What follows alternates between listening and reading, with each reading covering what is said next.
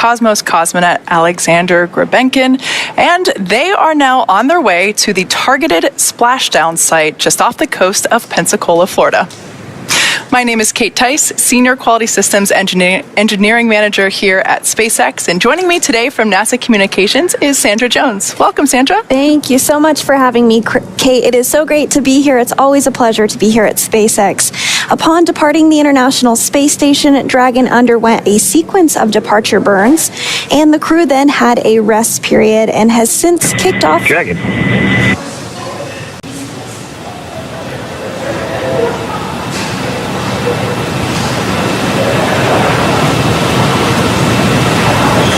And we might hear some communications back and forth with the crew on Endeavour as well as to the ground. So we'll stand by for those. But the crew did have the opportunity to have a rest period and has since kicked off preparations following their undocking for re-entry, including getting into their spacesuits and successfully performing a leak check of those spacesuits.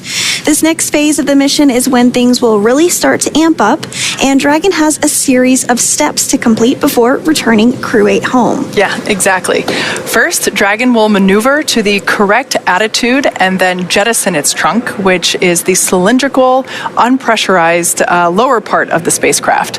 The trunk is currently connected to the aft or the bottom end of Dragon, and that is where the heat shield is located. Of course, in order to expose the heat shield and get ready for atmospheric reentry, we're going to jettison that trunk. Yeah, absolutely. And then from there, the spacecraft will use its forward thrusters to perform a deorbit burn, which will then put Dragon on a trajectory to return to Earth. The burn will last about 9 minutes once it starts, and that deorbit burn does use the Draco thrusters on Dragon, primarily the 4 located on the forward bulkhead, and is executed at the apogee, or the very highest point of Dragon's current orbit around the Earth. This will alter Dragon's path to ultimately line it up to re-enter Earth's atmosphere and splash down off the coast of Florida. Splashdown is planned for 12:29 a.m. Pacific, 3:29 a.m. Eastern, so just about an hour and 11 minutes or so from now. Now, before we go any further, let's take a minute to meet our crew that is returning this evening. Commander Matthew Dominick was born and raised in Wheat Ridge, Colorado, and is married to Faith Dominick, and they have 2 daughters. Matt earned a Master of Science degree in Systems Engineering from the Naval Postgraduate School, and he was designated as a Naval Aviator in 2007. He's also made 2 deployments to the North Arabian Sea and has flown close air support missions in support of Operation Enduring Freedom. He has more than 1,600 hours of flight time in 28 different aircraft, 400 carrier-arrested landings, and 61 combat missions. And this was his very first space flight. Dr. Michael R. Barratt, Crew-8 pilot, was selected by NASA in 2000. He's the only member of the Crew-8 cohort who's been to space before, as part of Expedition 1920 in 2009 and STS-133 in 2011. Prior to Crew-8, he spent 212 days in space. He is board certified in internal and aerospace medicine and has been awarded numerous times for his contributions to space medicine research. Michael lives in League City, Texas, with his wife Michelle and their 5 children. Personal and recreational interests include sailing, boat restoration, writing, and cooking good food in harsh or remote places. Next up is Mission Specialist Jeanette Epps. This was also her first space flight. She's a Syracuse, New York native and was a NASA fellow during graduate school. She then worked for Ford Motor Company, where she received a U.S. patent for her research into auto collisions and countermeasure systems. Then after leaving Ford, she joined the Central Intelligence Agency, or CIA, for 7 years, working as a technical intelligence officer before she became a NASA astronaut in 2009. She has a Master of Science and Doctorate of Philosophy in Aerospace Engineering, and she's also a twin. Mission specialist Alexander Grebenkin was also a first-time flyer for this particular mission. He graduated from the Irkutsk Military Aerospace Engineering Institute in 2002, majoring in the engineering, maintenance, and repair of aircraft radio navigation systems. He then attended the Moscow Technical University of Communications and Informatics, graduating with a degree in radio communications, broadcasting, and television. He was accepted into the Cosmonaut Corps in 2018 and served as flight engineer while on board the space station.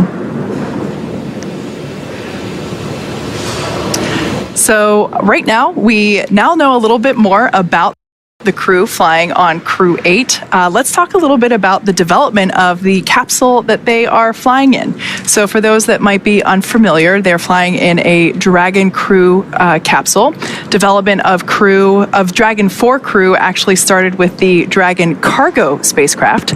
The Dragon was designed from the beginning to fly humans to space, so much so that even the very first window, even though there were no people on board, it had a window.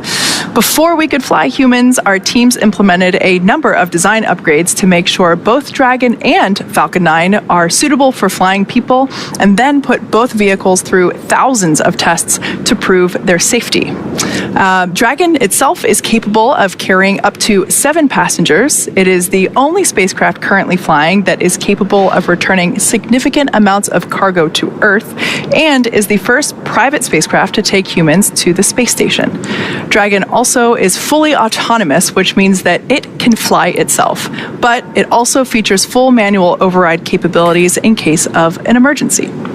Now, standing at almost 27 feet tall from the bottom of the trunk to the top of the nose cone there, Dragon is composed of 2 main elements: the spacecraft, which is designed to hold crew and pressurized cargo, and that's the portion at the top, as well as an unpressurized section known as the trunk, which we spoke a little bit about earlier.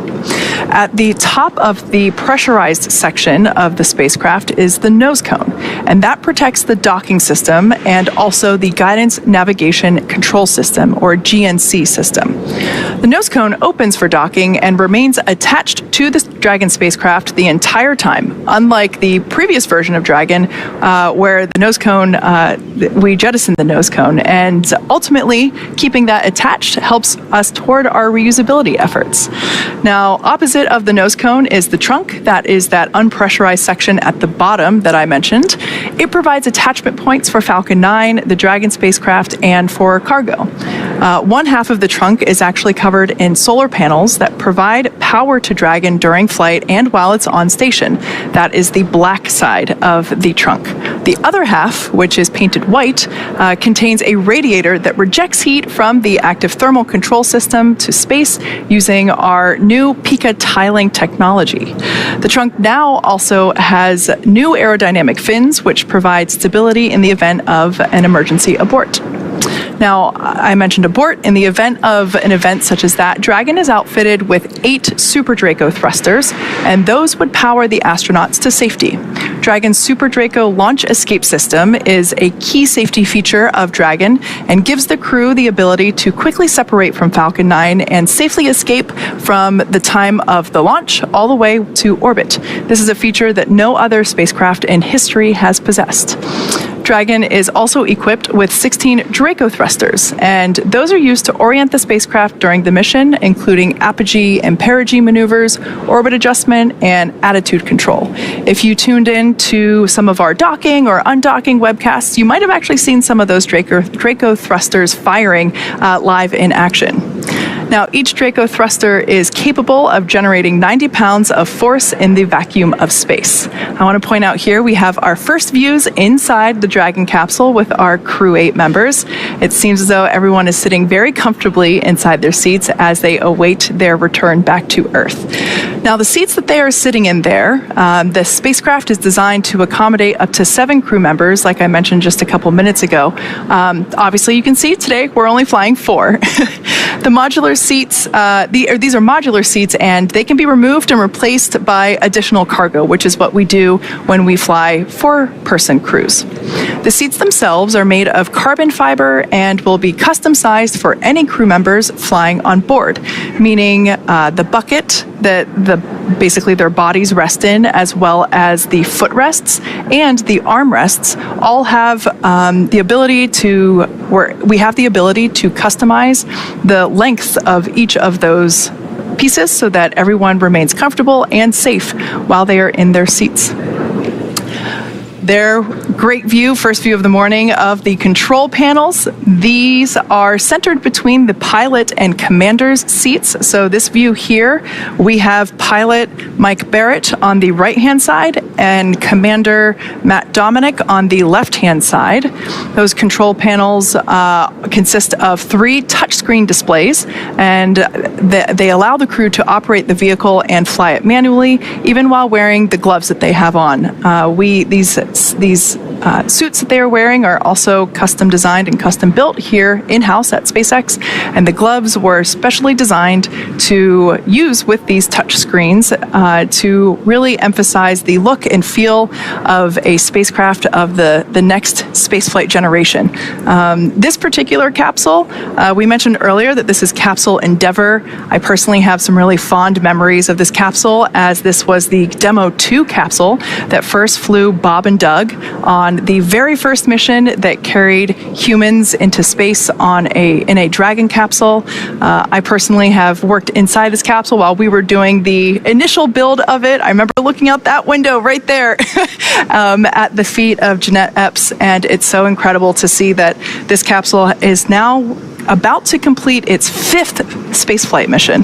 It's truly something, isn't it, Sandra? It is, and another fun fact about this particular spacecraft, Endeavour is completing the longest cumulative time in space that any U.S. spacecraft has ever experienced, and this is the longest single space flight for a U.S. spacecraft ever, at 235 days in space, of which 234 were docked to the International Space Station. So to prepare for some of the upcoming events, Dragon is currently doing a couple of things autonomously. First, it's isolating the thermal control system fluid loops from the radiator that you were discussing, that white portion on the trunk. This system is what will help keep the internal temperature of Dragon comfortable for Matthew, Michael, Jeanette, and Alexander during their re-entry. Dragon is also initiating separation of the claw mechanism, which will terminate data, power, and fluid connections between the spacecraft and the trunk in preparation for trunk separation. Now, Dragon Endeavour has flown on several other missions for NASA, including, as you mentioned, Demo 2, the first launch of Dragon Endeavour on May 30th, 2020 to the International Space Station. Next up, it flew CREW-8, which launched in April of 2021. That was actually the first flight I ever got to see in person at the Kennedy Space Center, so that one is a little memorable to me. That was my second that I got to see in person. Oh, it was just beautiful. It was a pre-twilight launch, gorgeous. The orbit sequence start in 2 minutes. Dragon copies. And with that call down from the core here in Hawthorne up to Matt Dominick, the commander of Endeavour, letting us know that we are nearing the deorbit sequence start. Things are continuing to move along smoothly this morning. So just again to cover the missions that Endeavour has flown on, it first flew DM2 and CREW-8. Next up was Axiom 1, the first commercial astronaut mission to the International Space Station, which launched in April of 2022.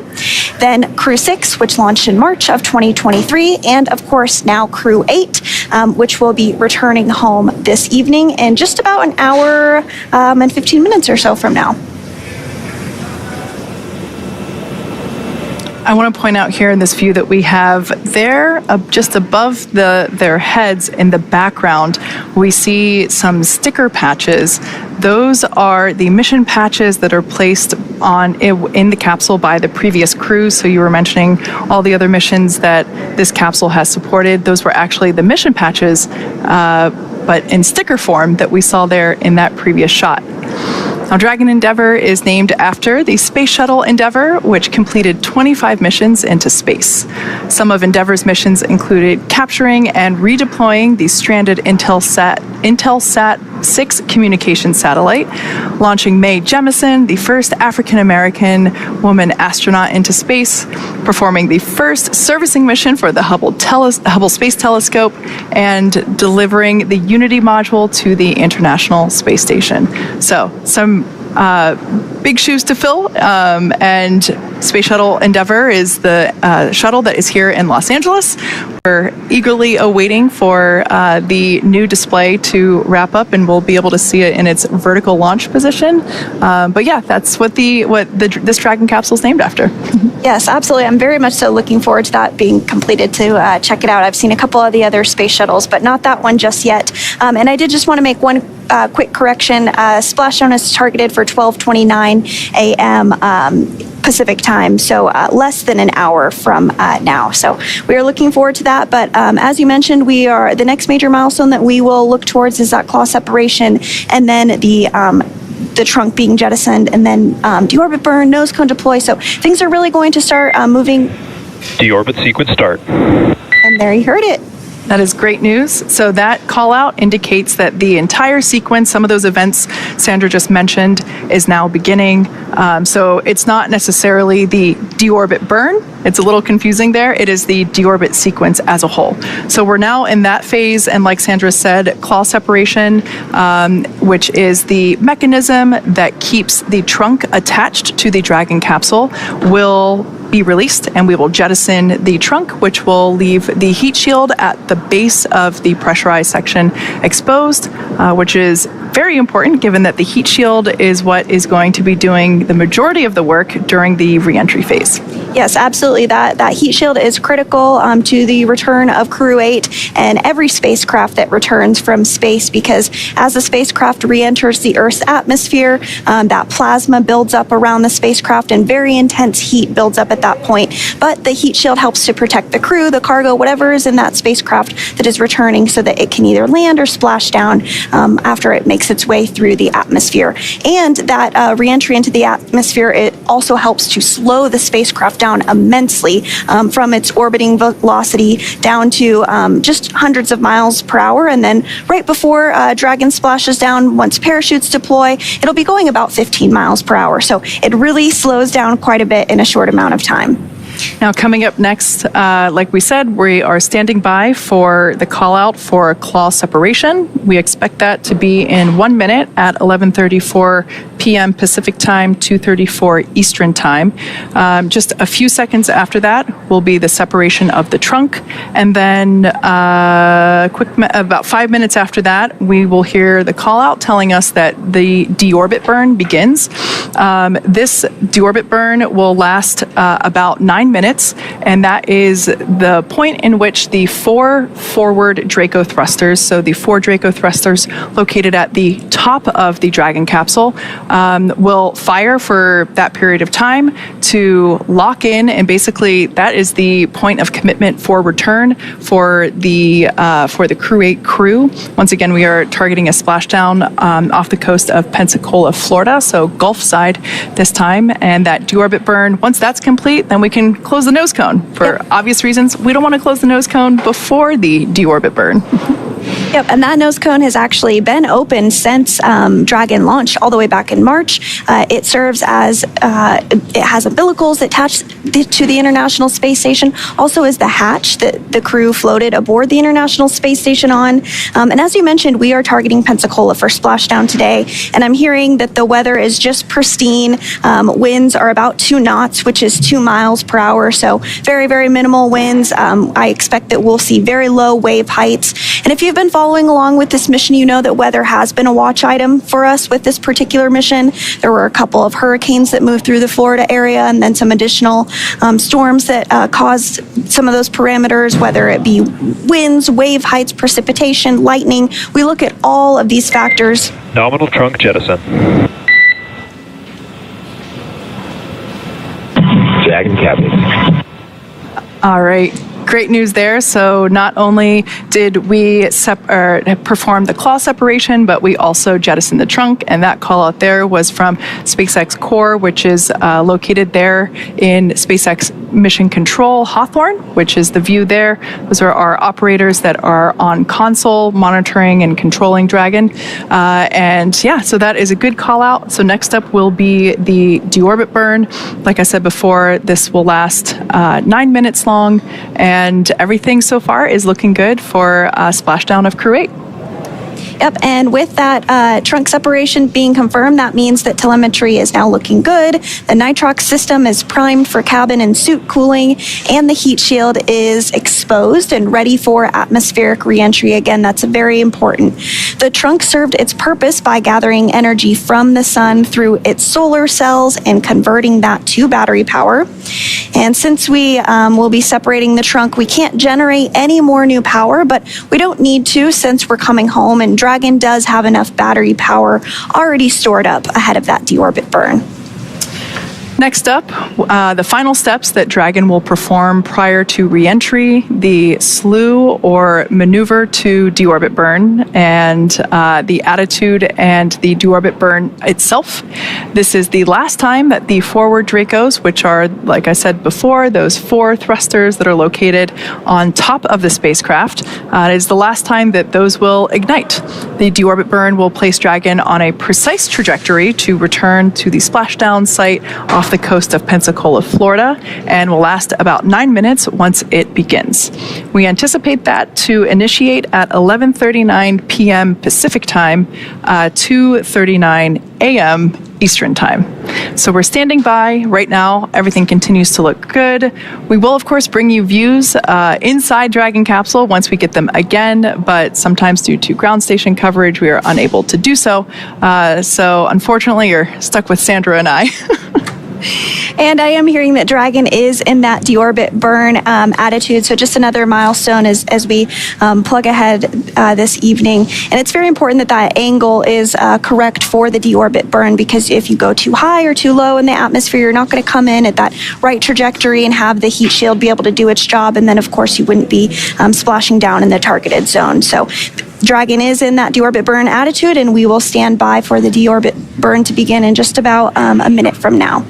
Once again, that deorbit burn is what locks the capsule into its landing site. Of course, like Sandra mentioned earlier, we have been watching weather for quite some time. We were, everyone's excited to bring Crew-8 home, but only going to do that if the weather allows and is safe for both the crew on board as well as the recovery teams. And so it has been a little bit of a waiting game, but everything is looking good weather-wise, and we are locked into Pensacola, Florida. And this deorbit burn, which will last 9 minutes, is what is basically the last firing of the 4 forward Draco thrusters. Again, those are the ones located at the top of the capsule. And once that is complete, we will be able to close the nose cone. It's important to do this before the Dragon capsule begins to experience aerodynamic heating as it re-enters the Earth's atmosphere. It's important to get that nose cone closed so that we are able to protect the forward hatch and all of those components there during that re-entry phase. Like we mentioned before, that is a period of high heating, and so we really want to make sure that that nose cone gets closed in time, and it usually takes about anywhere between 6 to 8 minutes in order for that nose cone to close. So while we are under an hour from splashdown, once again, we're targeting a 12:29 a.m. Pacific time, 3:29 a.m. Eastern time splashdown. So under an hour, and things are going to move fairly rapidly, even though you might hear us say things like, this is going to last 9 minutes, this will last 8 minutes. It certainly goes fast. Yep, absolutely. And so we are standing by for confirmation that that deorbit burn has begun. And I did just get that confirmation that the deorbit burn is underway. That burn is slated to last less than 9 minutes, 8 minutes and 20 seconds. So just under 9 minutes there. So as a little quick recap, within the last 10 minutes, Dragon has jettisoned its trunk and initiated the deorbit burn just seconds ago. For these operations, NASA and SpaceX closely coordinated with the United States Coast Guard to establish a safety zone to ensure public safety and for the safety of those involved in the recovery operations, as well as the crew on board the returning spacecraft. Multiple notices are issued to the mariners in advance and during recovery operations, and Coast Guard patrol boats are deployed to discourage boaters from entering the splashdown zones. We do want to stress to the public the need to respect this safety zone. Recovering a spacecraft from the water is a hazardous operation, and any other boats interfering increases risk to astronauts in Dragon, the teams working to recover them from the water, and the safety of those if they come too close. So for the safety of the crew and your safety, we recommend you sit back and watch as we'll be bringing you the very best possible views of our astronauts' homecoming. As I mentioned earlier, this deorbit burn is the last time that those 4 forward Draco thrusters will fire. Dragon Endeavour has not yet entered the Earth's atmosphere. This deorbit burn that's coming up that has initiated is what will line the vehicle up and put it on its final trajectory to the landing site right off the coast of Pensacola. Right now, Matthew, Michael, Jeanette, and Alexander are using their screens to keep tabs on the burn duration, Draco thruster firings, and trajectory details like entry angle, spacecraft perigee, and how much distance remaining until deorbit burn termination. Right now, Dragon is flying itself, so all that the crew has to do is stay strapped in their seats and keep tabs on things. Although, if I were at one of those window seats, I would be pretty tempted to want to get my face right up next to the window. Yes, hopefully they're enjoying their last less than an hour in space. They did have about 34-hour period from undocking to when they will splash down. So the crew had the opportunity to get out of those spacesuits, have a meal, get some rest. But right now they are suited up as we call this a dynamic period of the flight. So during launch, the crew is suited up, during the docking, during undocking, and then during splashdown operations. So NASA and SpaceX did jointly select the primary splashdown location off the coast of Florida. So as we discussed a little bit already, this selection process works with a lot of different variables, including space station's orbital trajectory, what landing sites are available and have favorable weather, how much free flight capability Dragon has for the trip home, and the sleep schedule for the returning crew members. We'll start with, we've got some more views there inside the capsule. We can see the crew there keeping tabs on things with the touchscreen displays. Doing a little fist pump there was Commander Matthew Dominick. I think they're excited to come home. Like we mentioned before, this is the longest human spaceflight mission in a Dragon capsule that has been performed so far. So, this is a cool view because we can actually see indications there. The two outward screens show which Draco thrusters are firing. So it's an opportunity for the crew to keep live tabs on what is happening with the thrusters just above their heads. Now, getting back to the return or the splashdown sequence, we start calculating daily return options based off of the space station's current orbit and Dragon's capabilities to maneuver and line up for re-entry. The time from undock to landing at the primary site can vary from less than 6 hours to more than 39. Getting home the quickest comes with some obvious benefits, but we always have to make sure that the crew is properly rested for dynamic operations and preventing us from scheduling 20-plus hour days for them. Trajectory and ballistics experts provide the daily opportunities that would line up Dragon with the 7 landing zones and split them into what we call ascending and descending opportunities. And we are now over halfway through that deorbit burn. Dragon is using its Draco thrusters after leaving station to execute a series of altitude lowering maneuvers and to line it up with the selected primary site off the coast of Pensacola, Florida. It can also change to different alternate sites while in free flight if sudden weather moves in that we'll need to avoid, but we don't have any of that happening today. And weather is something we are constantly looking at, making the final call to proceed about 2.5 hours before the crew undocks. So for the CREW-8 return, we looked at a number of weather items. Some of the obvious ones are no rain or chance of lightning in the recovery zone, both for the safety of the crew inside Dragon and for the recovery teams on the water. We're also looking for wind speeds less than 15 feet per second, or about 10 miles per hour, and relatively calm seas, so we can safely execute recovery operations, which includes landing a helicopter on the recovery ship to fly Matt, Mike, Jeanette, and Alexander back to Florida. Once Dragon began flying free today, we had a number of additional checkpoints to either proceed towards the primary site, head to the alternate, or select a new zone based on real-time weather data. These checks happened all the way up until we're in the final hours before the deorbit burn, which is the last burn in the trip home and commits Dragon to re-entering the Earth's atmosphere. And that deorbit burn is underway, and we are just awaiting confirmation that it is wrapped up. We expect this to complete at 11:48 p.m., so just about 2 minutes until this deorbit burn finishes.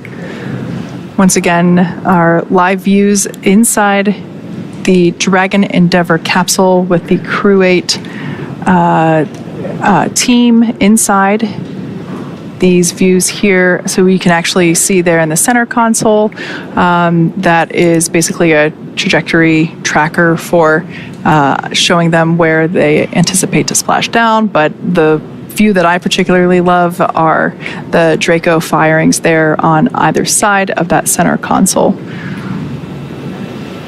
And we were getting a good view of Matt. Oh, there we are, right on time. A good view of Matt Dominick. He is the commander of Endeavour. This is his first space flight, and I have just so enjoyed seeing the photography that he has been able to capture. Been incredible. Yes, if you have not seen it, please do go check out our social media pages, our Flickr account. He really took to the photography during his mission and has captured some just breathtaking, spectacular, marvelous images. I think the only thing that could be better is if I were able to see it with my very own eyes from up there. Now we are standing by for the completion of the deorbit burn. For those that have just recently joined us, we have already separated from the trunk. We've jettisoned that trunk to expose the heat shield at the base of the pressurized section of the Dragon capsule. Of course, that pressurized section is the section that we see here on our camera views, where the CREW-8 crew sits. We expect the deorbit burn to complete here in the next 60 seconds or so. This was a 9-minute long burn, and it is the final burn that lines up the trajectory for the Dragon capsule with the targeted splashdown site. The final firing of the 4 Draco thrusters at the top of the capsule. Deorbit burn complete. Performance nominal. Nose cone closure initiated. Dragon copies. And great news, we did hear that deorbit burn is now complete. Dragon is committed to coming home. So next up, we will have the nose cone that does close up. This will take a couple minutes to complete. We have a series, basically 12 hooks on the nose cone that will lock in with the Dragon capsule, and those will close in a series in 2 different series, so 6 each. Yep, and those are those same nose cones that were nose cones. The same hooks, yeah. The same hooks that were used yesterday to actually unhook from the International Space Station, and as it backed away, if you were tuning into our coverage for that. So in the background, Dragon is currently inhibiting those forward bulkhead Draco thrusters that we just used to complete the deorbit burn, ensuring it's safe to latch the nose cone shut for re-entry. Also, the vehicle will begin to initiate that nitrox suit purge. This helps Matt, Mike, Jeanette, and Alexander stay cool and comfortable during re-entry, which is coming up in about 20 minutes or so from now. At this point, the nose cone again is closing and protecting the forward hatch for re-entry. And the crew will continue to use their screens to monitor the locking of the nose cone, which is done by that set of hooks, 12 in all. So we did hear that nose cone close is underway. We expect it to be closed in about a minute or so. And again, this nose cone has remained open since the crew launched all the way back in March. This was nearly an 8-month mission that the crew spent aboard the International Space Station conducting science, performing research, investigations on not only themselves, but on a variety of topics from physics to flame studies. But it is interesting that the crew themselves actually is a part of the science experiment. The International Space Station has been continuously occupied for over 20 years, and we continue to learn more and more about how the body adapts to microgravity. And it looks like we are starting to see a view there of the nose cone as it does begin to close up. You can see that on your screen. Expecting that nose cone to be fully closed in just moments from now.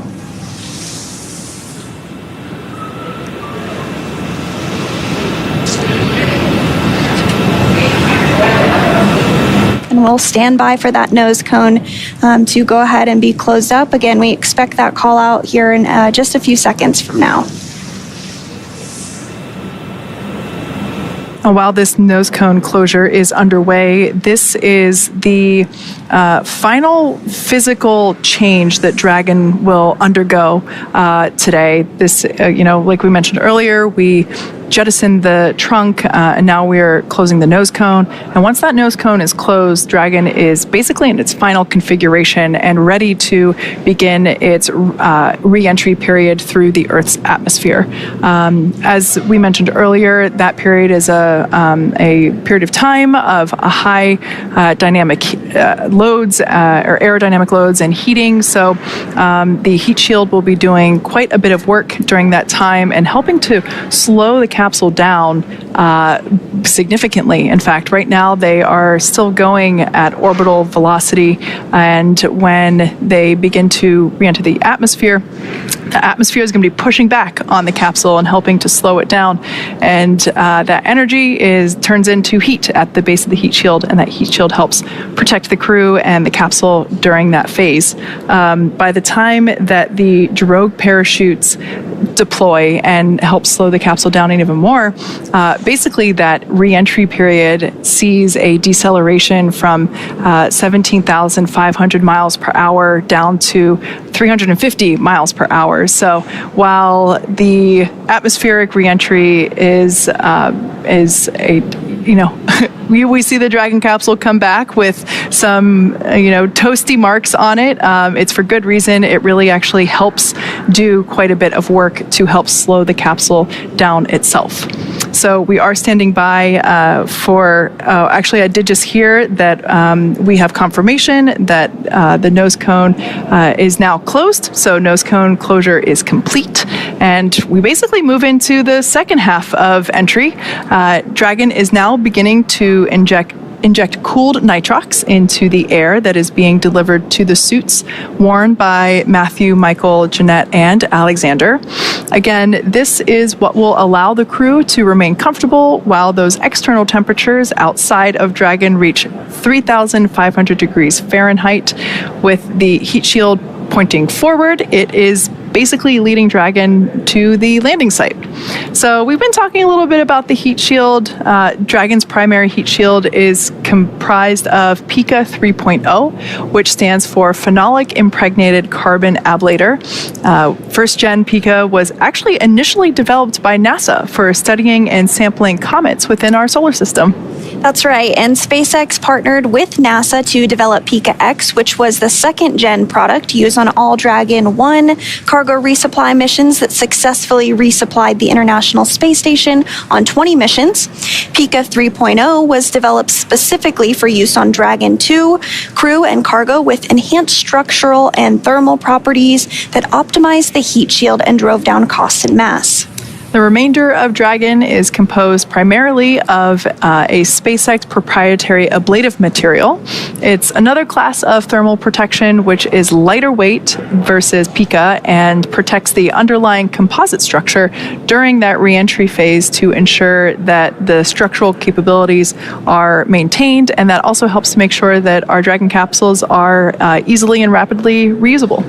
And while Dragon will experience temperatures well over 3,000 degrees Fahrenheit during peak reentry conditions, the characteristics of the TPS, or thermal protection systems, coupled with the ECLIS environmental control and life support system in the pressurized interior, will ensure that Matt, Mike, Jeanette, and Alexander stay cool and comfortable during all phases of reentry through splashdown. And again, we are now less than an hour away from splashdown off the coast of Pensacola, Florida, targeting that splashdown at 12:15 a.m. Pacific time.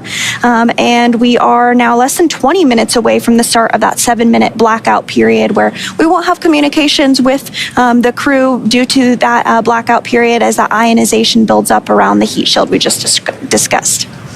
Now, after Dragon Endeavour has re-entered the Earth's atmosphere, we will deploy a series of parachutes to help slow the crew's descent. First will be the 2 drogue parachutes, followed by Nose cone secured for entry.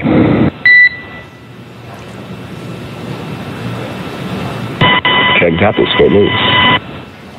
All right, great news there. Confirmation that all 12 hooks of the nose cone are in place and that nose cone is now secure and closed. So fast forwarding a little bit back to re-entry, and more specifically when we're deploying the parachutes, the first 2 parachutes that will come out are the 2 drogue chutes, and those will be followed by the 4 main parachutes that will help guide Dragon to its first contact with Earth since launching back in March 4th to be exact.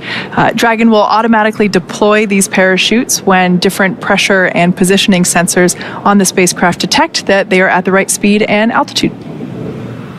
Vehicle velocity at drogue deploy is approximately 350 miles per hour, and they deploy at about 18,000 feet. Vehicle velocity when the main chutes deploy is approximately 119 miles per hour, and they deploy at 6,500 feet. And then vehicle velocity at water splashdown is approximately 16 miles per hour. And the highest G load the crew will experience during reentry is approximately 3 to 5 Gs. So we are standing by for initiation of the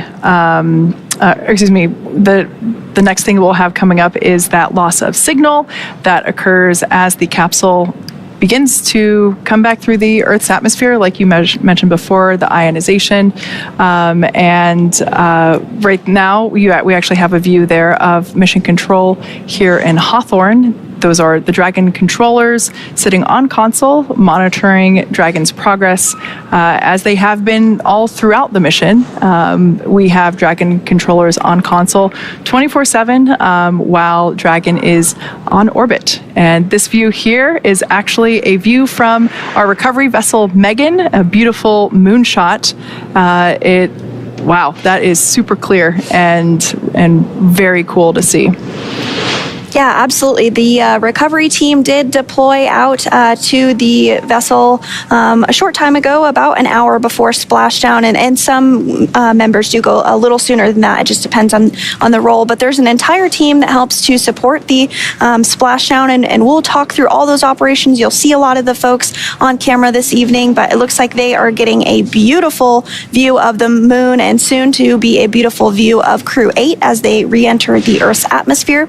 Now, sometimes we do have a path in which Dragon re-enters over places that it can be seen. This one, unless you are in the southern tip of Mexico, it's not a great view for the coastal United States, but if you are in the southern tip of Mexico, you might have a chance of seeing it. Or if you're on a boat in the middle of the Gulf of Mexico, look up and see. It'll look like a very bright comet or shooting star streaking through the Earth's atmosphere as it re-enters. So this view, once again, coming to us from our recovery vessel, Megan, out in the Gulf. We will actually also have views of the capsule re-entering from this vessel as well, we hope. We also have, like Sandra mentioned, in terms of the trajectory, we have a tracker that we are utilizing to follow Dragon Endeavour's progress as it continues to work through its next steps. Once again, we have successfully jettisoned the trunk. We have completed the 9-minute deorbit burn.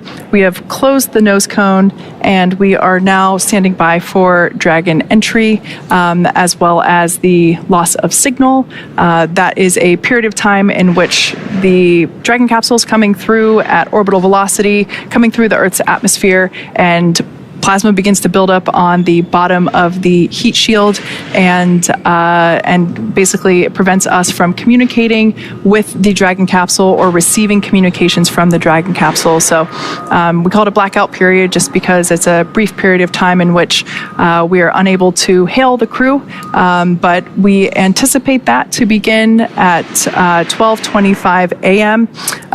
Pacific time and apologies, I'm getting my numbers wrong here. That is actually the time in which we anticipate to acquire the signal. We anticipate to lose the signal at 12:15 a.m. Eastern Pacific time. Or 3:17 a.m. Eastern time.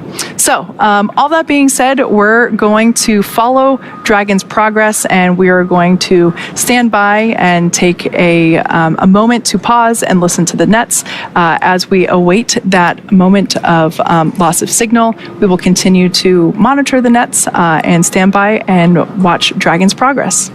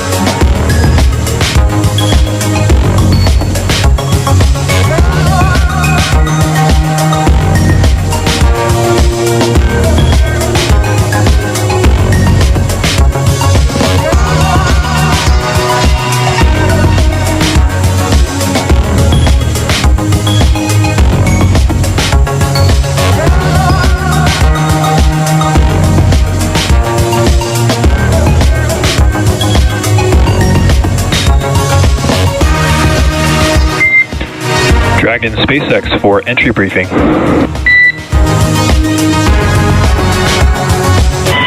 Dragon's ready. All right, and Never, good to report that there are no deltas to the timeline.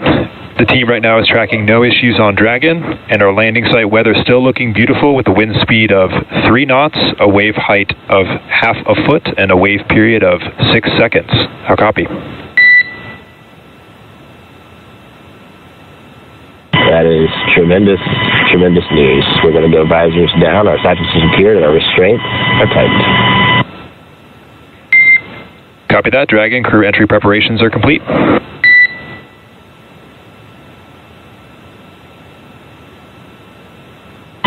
Dragon campus. All right, so great news there as we heard SpaceX Core call up to the Crew-8 team, letting them know that there are no changes to the anticipated timeline. So still tracking a 12:29 a.m. Pacific, 3:29 a.m. Eastern Time splashdown off the coast of Pensacola, Florida. We also heard great news about the weather. It's pretty calm. While we haven't seen the view of the water surface yet, I have a feeling it's going to be rather glass-like based on the description of a 0.6 wave height and 3 knots of wind speed. So all in all, really good news, and it's still looking great. Like I mentioned, 12:29 a.m. Pacific time. So 22 minutes from now, we'll have the Crew-8 crew back on Earth. Yes, and that comes after a mission duration of 235 days in space. The crew traveled 99 million statute miles during that time period. They saw the arrival of 8 visiting vehicles and the departure of 8 visiting spacecraft. Some of those were crewed spacecraft with other crew members on board. Some of those were cargo resupply missions. So it has certainly been a very busy increment for them. There was also one spacewalk that took place with NASA astronaut Mike Barratt and NASA astronaut Tracy Dyson, who has since returned back to Earth. But that spacewalk did last 31 minutes, and Barratt has now conducted 3 spacewalks in his career for a total of 5 hours and 37 minutes in all. That's really impressive. So once again, for those that have just recently joined us, the Crew-8 capsule Dragon Endeavour is making its way back to Earth. We are anticipating a splashdown of 12:29 a.m. Pacific, 3:29 a.m. Eastern Time off the coast of Pensacola, Florida. The next event that we have coming up will be the anticipated loss of signal. This is a brief, about a few minute long period in which we are unable to communicate with the capsule or the crew. This happens every time we bring a Dragon capsule back to Earth. We anticipate the loss of signal to begin at 12:15 a.m., so just 6 minutes from now, and that is a result of the plasma that's building up on the exterior of the capsule. It's a moment in which it gets really hot on the outside. The external temperatures can reach up to 3,500 degrees Fahrenheit, but thanks to the thermal protection systems around the exterior of the Dragon capsule, as well as the cool air that's being flowed through the suits that the Crew-8 astronauts and cosmonaut are wearing, they stay relatively comfortable and cool during the entry phase. So nothing to worry about there. But we do anticipate the acquisition of signal to come back at 12:22 a.m. for a total of a roughly 7-minute period of blackout. That's not exact. Sometimes we're able to get comms back a little bit earlier, so you'll actually hear SpaceX Core, the crew operations and resource engineer. That is the voice that we've been hearing throughout the events today, speaking to Commander Matt Dominick. You'll actually hear the SpaceX Core begin to hail the crew a little bit earlier, just to see if we get those comms back. Yep, absolutely. And so the crew is suited up during this portion of the flight, and they will remain through all the actual splashdown and once they're removed from Endeavour as well. But the spacesuit's primary function is to protect the crew in the event of a cabin depressurization. So if that were to occur, the suit would inflate to provide a habitable environment long enough for the crew to return home. 5 minutes until anticipated LOS. We'll see you on the other side at 0723 Zulu. Dragon copy 0723 Zulu. See you on the other side. Good readback. And those words from the Corps here in Hawthorne up to the CREW-8, particularly to Matt Dominick, who is the commander of Endeavour, letting them know that they'll see them on the other side of that blackout period, expected to end at 12:23 a.m. Pacific time this morning. So again, the spacesuit does help to protect the crew if needed. It is flame resistant as well, and the outer layer also helps to protect the crew in any event of a fire. It's also custom tailored and is a single piece suit. This means that the helmet, gloves, and boots all remain attached. The helmet is made from 3D printed nylon and has a visor that pivots open.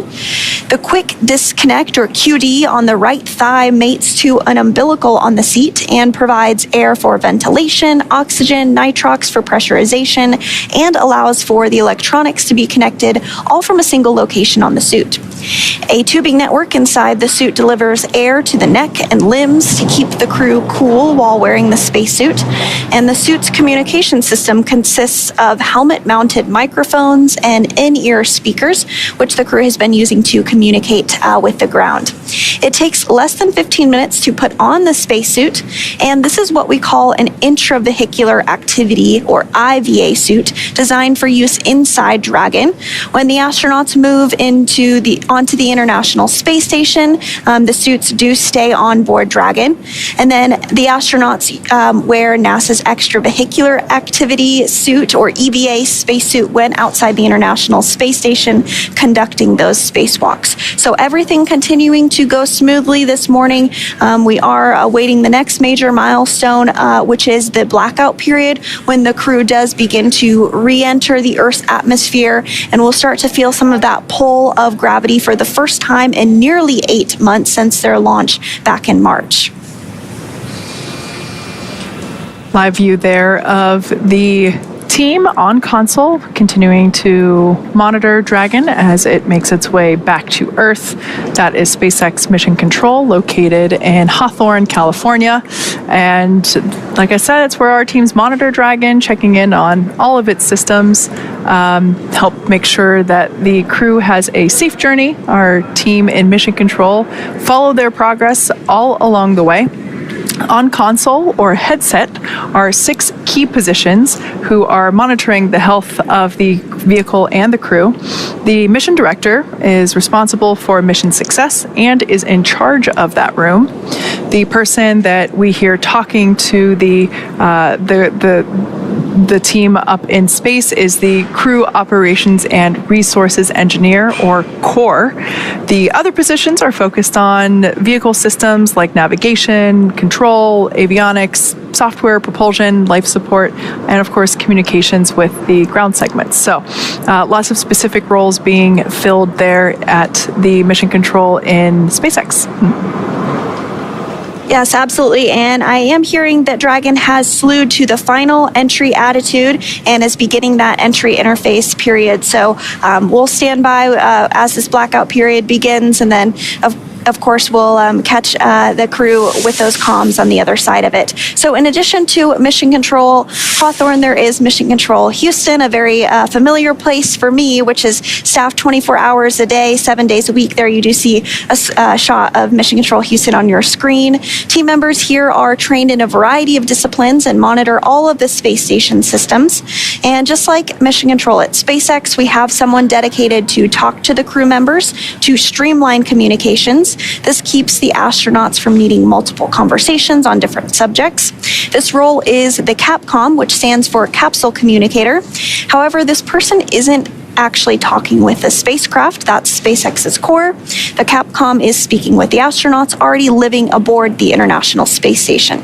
And the Capcom does sit right next to the flight director. The flight director gathers information and data from all flight controllers and leads the team through major milestones. They approve or decline suggestions based on pre-established flight rules. Other key members include the ADCO, who controls the attitude or orientation of the space station. We also have the visiting vehicle officer, or VVO, who monitors the work and works with external teams sending spacecraft to and from the International Space Station. There's also a flight surgeon who works with the astronauts to get a chance to speak with them on a regular schedule on private medical conferences. We also have Robo, who works with the Canadarm2 to maneuver it to complete work outside of the space station. When astronauts are on a spacewalk, the Canadarm2 is maneuvered by an astronaut within the International Space Station. And there are many other positions and team members who monitor the station's solar arrays, the astronauts' schedules, and even where every single piece of equipment and cargo is stored. So it takes a tough and competent team to make a mission successful. And we now are in entry interface and do have that loss of signal with the crew. Again, this is expected as they make their way through the Earth's atmosphere. It will last just a few minutes, and then we'll begin to hear the ground call up to the crew for a comm check. Sometimes that comes a little sooner than expected, sometimes a little later. It just depends. But we do expect to regain communications with the crew once we are out of this entry interface period. Right now, the crew on board Dragon Endeavour, of course, our team of CREW-8, the 3 NASA astronauts and 1 Roscosmos cosmonaut, they are themselves monitoring the entry phase. They are following along with the touchscreen on the inside of the pressurized section, that touchscreen monitor that they continue to follow progress with. Earlier, we saw it as the 4 forward thrusters were firing during the deorbit burn. So now they continue to monitor that. They are adjusting their cameras in preparation for drogue shoot deploy. They are also continuing to monitor velocity and basically keep tabs on how things are progressing. Like we mentioned, the period of loss of communication, which is what we are now in, we anticipate that to end, also known as AOS, or acquisition of signal. We expect that to occur at 12:23 a.m. Pacific time, 3:23 a.m. Eastern time. We might hear SpaceX core begin to hail the crew a little bit before that. We also might hear our commander, Matthew Dominick, also say hey before we even begin hailing them. So this period of blackout varies from mission to mission. It's not super precise, so we will attempt to regain those communications at the earliest reasonable opportunity, but this is totally expected. This is what happens every time we bring a Dragon capsule back through to Earth. The temperatures can reach upward of 3,500 degrees Fahrenheit. This is why we see, once the Dragon splashes down, we see that the exterior, which was a nice pristine white at liftoff, and while it was on orbit, it becomes more like a toasted marshmallow after it comes back. We see that thermal protection system having done its job in protecting the structure of the capsule as well as the astronauts inside. So for those that have recently joined us, we are in the expected blackout period. We anticipate this to end at 12:23 a.m. Pacific. The team there on your screen located at SpaceX Mission Control here in Hawthorne, California, as well as the team in Houston at Johnson Space Center, continue to monitor. Like I said before, the CREW-8 team is also monitoring using their systems as well. Prior to this dynamic event, they had already closed their visors. They had already stored the tablets and any other loose items, including the zero-G indicator, of course. So they are well prepared, and like we mentioned, they will remain in their suits until after they splash splash down, and after the recovery team retrieves them from the water and helps them egress from the capsule. Once again, we are anticipating a splashdown off the coast of Florida near Pensacola, so in the on the Gulf side of Florida. Our recovery vessel Megan is standing by, waiting for the CREW-8 cohort to return. The recovery team, actually, there's our first view of Dragon Endeavour making its streaking appearance across the sky. This view comes to us from the recovery vessel, Megan, as I mentioned earlier. And we actually do have a very special guest, Shaniqua Vereen, a public affairs officer at the Johnson Space Center. She's on the boat right now. Shaniqua, can you hear us okay? And let us know what you are seeing right now as we watch CREW-8 streak through the atmosphere, about to splash down. Let us know what you're seeing. Yes, Sandra. Hi. I hope you guys can hear me loud and clear. I am on a recovery vessel, Megan, as you stated. We are getting our first views here on the ship as well. I'm with NASA photographer who is seeing the navigation lights as well as the streaking across the sky. It's a pretty exciting time right now on the recovery vessel. All personnel that's not on the fast are up at the front of the hull of the ship, just watching it as it comes in. Again, the Megan is stationed about 3 miles, about 1.5 nautical miles away from the splashdown zone, and we're looking to have the crew splash down in just about 6 minutes, 5-6 minutes. And so we're catching all the views until the parachutes deploy and they splash down in the ocean. That is so excellent, Shaniqua. I am jealous of the view. I mean, it's beautiful on our screen, but I can't even imagine what it looks like in person. So soak that in, enjoy that moment. We are expecting to regain communications from the crew in about a minute or so. We might start to hear some of those calls out from the ground or from Matt Dominick, the commander of Crew Dragon Endeavour, as they come out of this blackout period. But again, we're continuing to get great views of CREW-8 as they are re-entering the Earth's atmosphere. Again, standing by to regain those communications, expecting that in about a minute or so. Dragon SpaceX, comm check. Loud and clear, how us? We have you the same.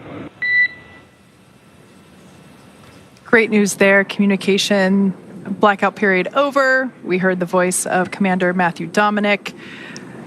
Now, coming up at 12:25 a.m. Eastern, or excuse me, Pacific, 3:25 a.m. Eastern, we will deploy the drogue parachutes.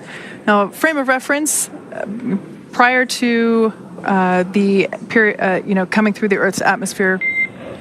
Dragon is on GPS. Expect automated chute deployment at nominal altitude. Dragon copies. All right, just a call out there, letting the crew know how Dragon is calculating the when and how to release the parachute. So the drogue chutes are going to come out first. There are 2 of them. This occurs around when the capsule is going about 350 miles per hour or so, roughly about there. Those will deploy, and then about a minute or 2 later, the main parachutes, about a minute later, the main parachutes will deploy, and at that point in time, the capsule will be going about 120 or so miles per hour. So those drogue parachutes do quite a bit of work as well to help stabilize and slow the Dragon capsule down. So standing by now for deployment of the drogue parachutes. Brace for drogue window. Dragon bracing.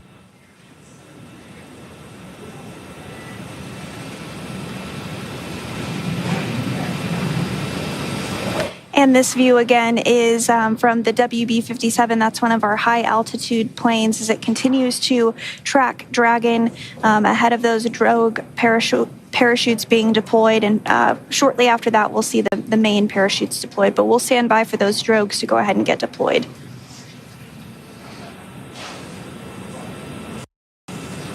We are hearing that Dragon has good pitch and yaw stability, so everything continuing to go really smoothly, targeting that splashdown at 12:29 a.m. Pacific time, so just about 4 minutes or so from now.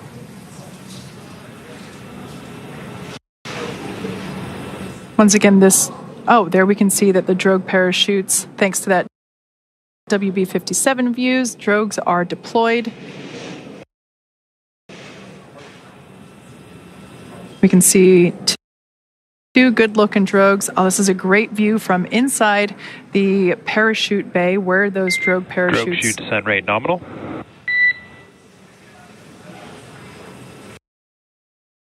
Next, Dragon copies. those drogue chutes will next pull out the main parachutes, and we'll see those 4 main parachutes open and inflate.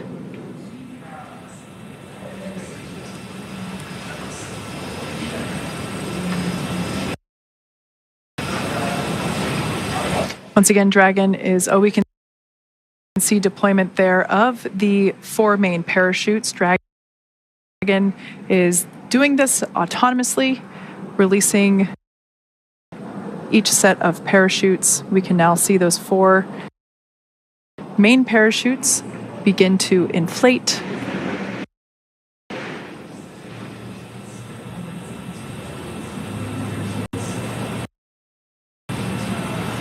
Pretty incredible to see how, as those main parachutes inflate, the capsule itself slows down even more significantly. Main chute descent rate nominal.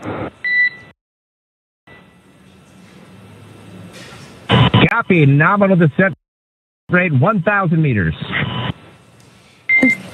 Copy. 1,000. We will continue to hear call-outs from Commander Matt Dominick of the distance from the water. Those parachutes really doing their job now, as you mentioned, Kate, starting to slow the spacecraft down even more and more. By the time the crew actually does splash down in the water, they'll be going about 15, 16 miles per hour. So those parachutes really taking on that air to slow down the spacecraft. 800 meters. Copy. 800. Like you said, Commander, Matt Dominick will continue to report altitude every 200 meters. So we just heard the 800 meter call out.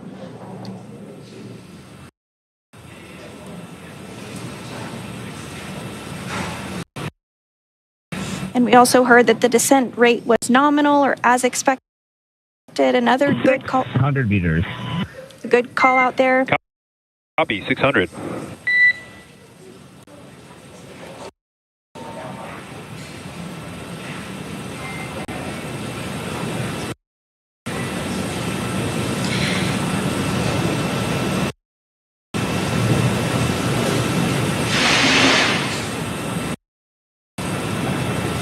Continuing to get great views from the WB-57 as CREW-8 is nearing splashdown. 400 meters. Copy. 400.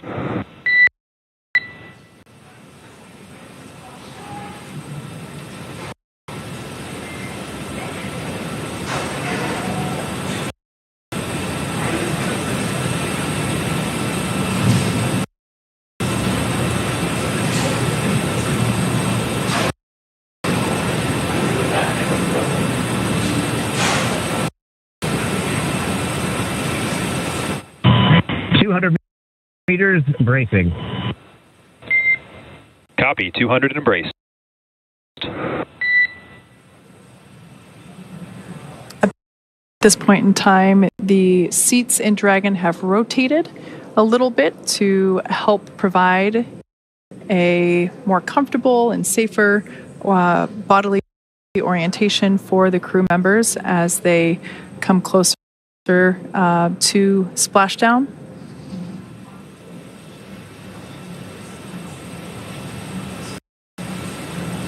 Like we said before, the capsule's going about 15 or 16 miles per hour. and splashdown.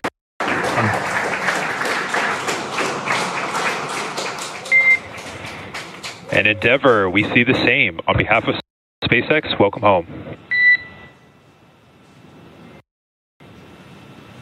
And as you can see on your screen, we do have visual confirmation. And NASA teams, what an incredible ride.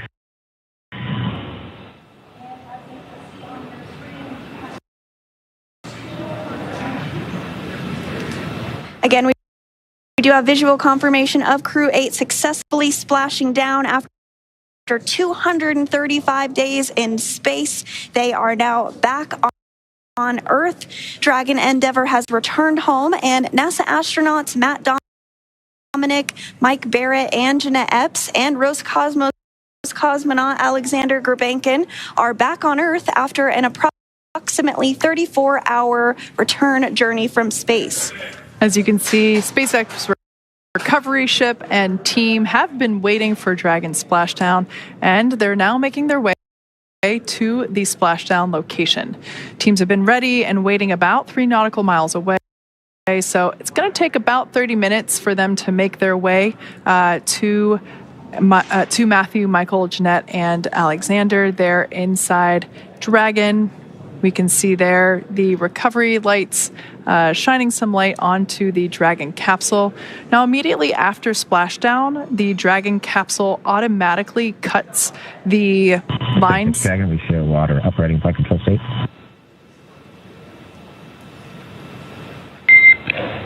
SpaceX copies, we see the same. So that was just Commander Matt Dominick reporting the orientation in which Dragon is now in, which we see there on your screen.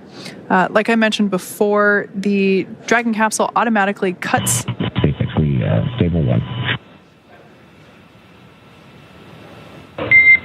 Copy and concur, stable 1.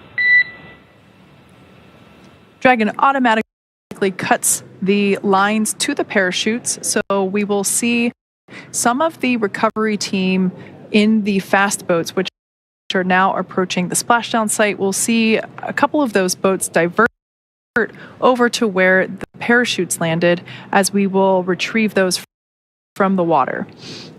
We will also see a fast boat approach the Dragon capsule.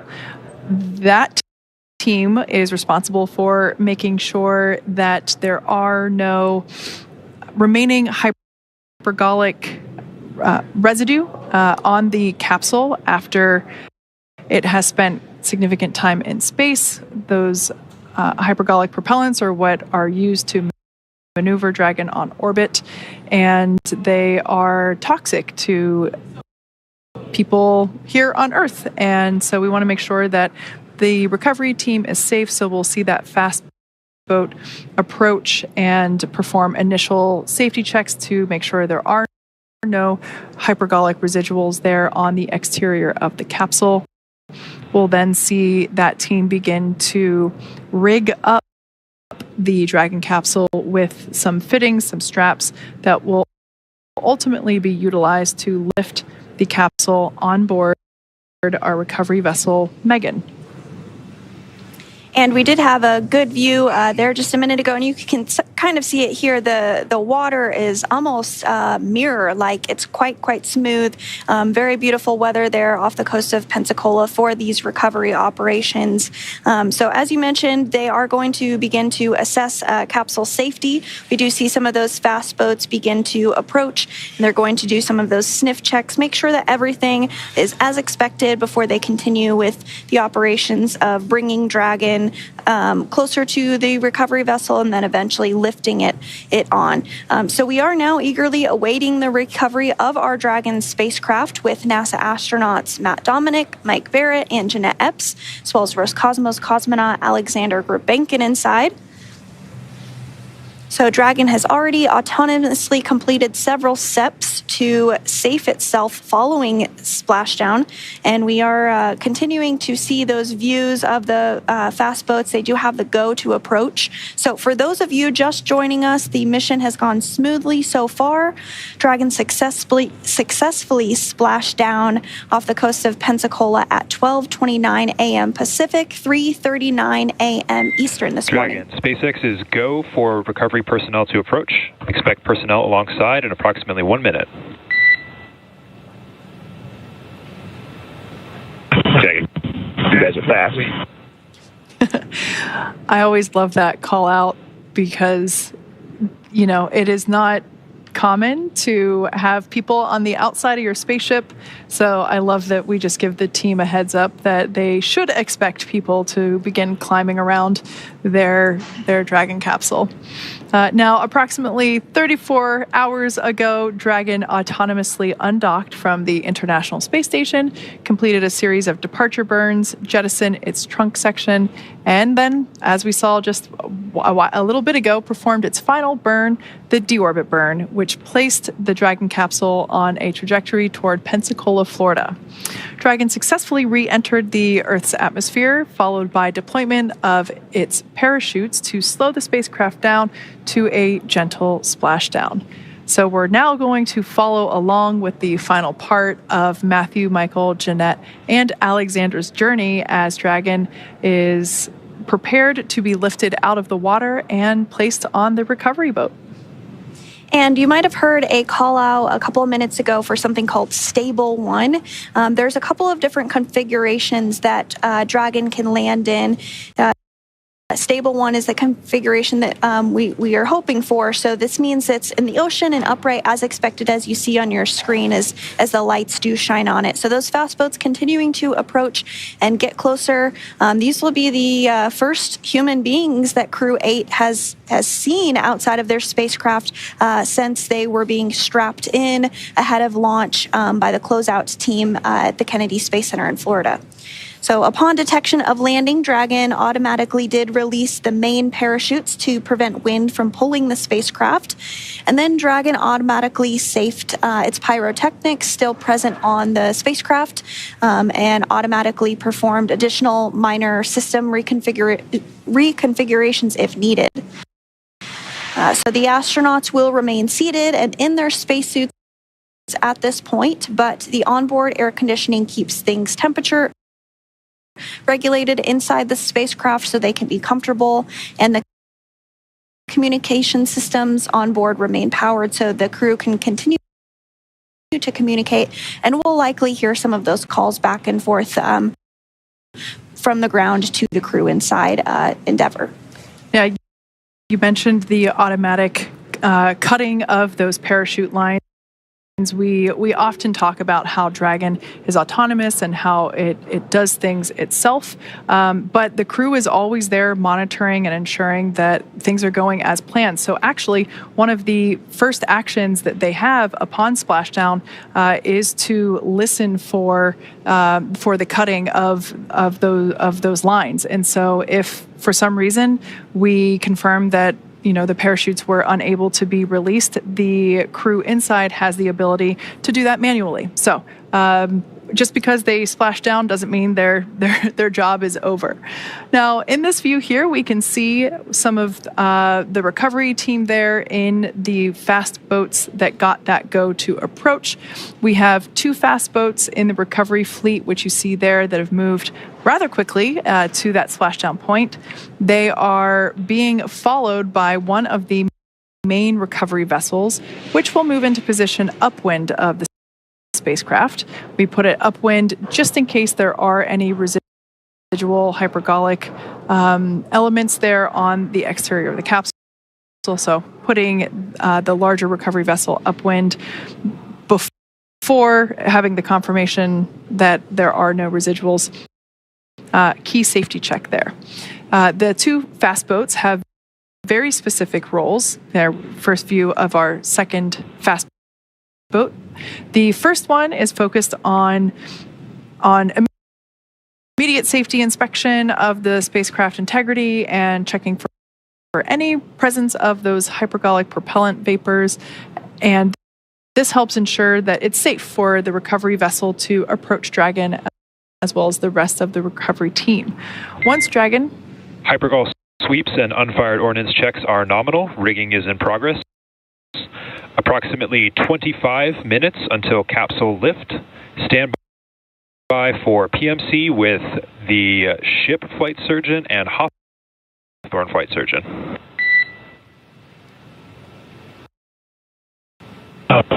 Dragon. All right, great news there. So we got confirmation that those safety checks are complete. So we'll now see the recovery team begin to place the required straps and harnesses around, as you can see there, around the Dragon capsule. We also heard confirmation that the words that were used were unfired ordnance. Those are those pyrotechnics that are utilized to fire the parachutes at the appropriate time. So confirmation that those have been saved. And we also heard PMC, that stands for Private Medical Conference. And that is an opportunity to speak with the flight surgeon and to give a rundown on how the crew is feeling. As we mentioned earlier, we have 3 spaceflight rookies, although they're not rookies anymore now that they're back on Earth, and 1 veteran, so Michael Barratt. This is he has now completed 4 space flights. So it's a good opportunity even for everyone to check in with the surgeon and let them know how they're feeling. And of course, that is private. Now, we did get that all clear for a full approach. So like I said, that you can see that the team beginning to rig up the spacecraft for the recovery by the recovery ship. That second fast boat, which we see coming in and out of screen, is responsible for parachute recovery and also serves as a redundant boat to the first fast boat. We'll also get to see a team member on a jet ski helping to gather up those parachutes that are now detached. And it will take a little over 10 minutes for the recovery crew to complete their safety checks, but once complete, the crew will begin preparing Dragon to be lifted onto the recovery vessel. And again, we do see that rigging process underway. As part of the preparation for this lift, 1 member of the recovery team will climb on top of the spacecraft, as you see, so they can attach all those hoist rings and connect the lifting lines. So it does typically take us less than an hour to raise Dragon to the recovery boat and remove the crew from the spacecraft.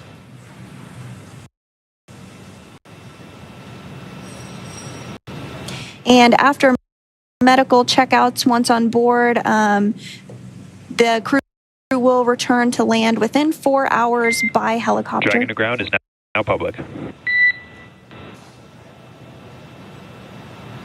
Copy, Dragon, copy. So after they return to land by helicopter, the crew will fly by plane back to Houston, where they will be reunited with their friends and their family, and then complete their post-flight period. And so again, we were getting some great views of CREW-8 after they splashed down. We'll probably get some more great views here momentarily. But everything went very, very smooth this morning. The crew did splash down off the coast of Florida at 12:29 a.m. Pacific time this morning, following their undocking from the International Space Station yesterday. They did have a 34-hour time period in which they were returning back to Earth, now back home safe and sound after 235 days in space, 3 of whom it was their very first time in space. And so this is a view of Mission Control here in Hawthorne, California. The core was the main individual that has been speaking with the crew following their undocking from the International Space Station yesterday. We'll continue to hear some of those calls back and forth from the core, the crew operations resource engineer here at Hawthorne. Particularly to Matt Dominick. He is the commander of Crew Dragon Endeavour, so he is the main astronaut that will speak with the Corps. And it looks like we are getting our first view there on the recovery vessel Megan. That circular object that you see in the center of your screen there, that is actually what we call the Dragon's Nest. That is where the Endeavour spacecraft will be lifted up and placed into. That's why we had to do that rigging ahead of this operation. We had to make sure that all of the harnesses were properly installed in order to hoist Dragon up into the Dragon's Nest. Now, you mentioned communicating with the crew. We actually have a team member on board the on board Megan, the recovery vessel that you see there. Shaniqua Vereen, we heard from her a little bit earlier during the just before splashdown. I can't wait to hear how the actual splashdown was. Shaniqua, can you fill us in on what it was to experience that? Yes. Can you hear me? We can hear you loud and clear. All right. I actually repositioned myself from the front of the boat to the back of the boat so I can see the Dragon's Nest and actually have eyes right now on Dragon Endeavour. Everything as far as splashdown was perfect. It was nominal. We could see the bright dragon in the sky coming back to Earth, and it was pretty extraordinary from my point of view. It's entered the atmosphere. We then heard 2 sonic booms, and then pretty soon after we saw some navigational lights, red and then green, and then we saw some parachutes deploy here on the Megan. We then tracked Dragon as it slowly propelled down into the ocean. From here, you guys have been following along a little bit more. I had some better views, I think, of you guys. We tracked the Endeavour down, and we actually saw the parachutes from the fast boat being dragged a little bit here as they were clearing out the area for us to be able to recover Dragon. Again, you guys went over a little bit, but after we got all clear, the fast boats went in to make sure that there was no hypergolic leaks, that propellant leaks, and then we're right now inching closer and closer to the vessel. As we see, I don't know if you guys have views right now, but as we're inching closer, we're backing the Megan closer to the Dragon Endeavour where it sits right now in the ocean. Yeah, Shaniqua, the recovery force. Sorry, go ahead. I think we have a very similar view currently as you. We are also looking off the aft end of the recovery vessel. We see a couple crew members there next to the Dragon's Nest, and we can also see the Dragon capsule. So I have a feeling that you're standing pretty close to the camera we got views from. Yes, absolutely. And Shaniqua, we have all been tracking this weather pretty closely throughout the return journey for Crew-8. From my perspective, those seas look like glass. Can you tell us about the landing conditions from your perspective? Yes, so we had optimal conditions to actually bring Dragon home today and splash down off the Pensacola coast. The conditions have been more than favorable, I would say. We expected a little chill to be in the air. We're all buckled up in sweatshirts and hoodies here, and it's actually a smooth, 76 degrees. Beautiful, calm ocean as well as clear skies tonight. We had a couple of the flight docs pointing out the constellations as we were waiting for Endeavour to actually come in view. So it's been pretty amazing and clear. Just blue water. I was looking for dolphins or jumping fish off the side of the boats this time. I had that view a couple recoveries ago, and didn't happen this time, but still quite a sight to view.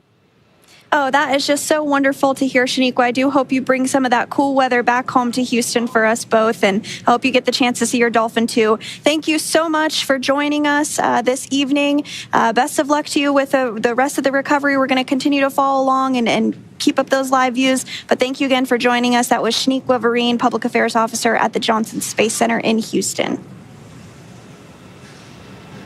And so we are continuing to get these views of Endeavour as it gets closer and closer to the Megan recovery vessel. We're continuing to see some of those lights from the recovery personnel around the spacecraft, as well as some folks near the nest that will help with the actual lifting up process of bringing Dragon on board the Megan.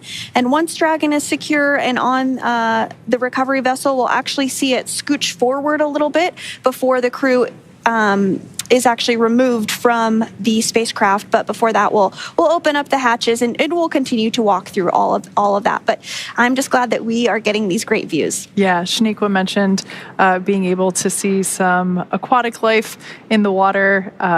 This is always fun to watch, folks, as we prepare the Dragon capsule to be lifted onto the deck of the recovery vessel. This is one of the moments that haunts my nightmares personally. Dark water, there may be, I know it's highly unlikely and it's one of those kind of like fear things, but to me there's sharks in there and other scary oceanic beasts, but I think Shaniqua, it has more luck with a dolphin than scary aquatic beasts.